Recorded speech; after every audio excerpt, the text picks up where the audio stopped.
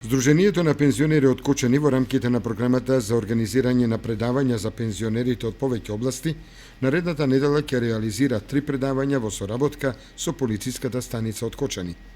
Предавањата ќе се реализираат на 2 теми, тоа безбедно учество на велосипедистите и пешаците во сообраќајот и превенција од областа на криминалитетот.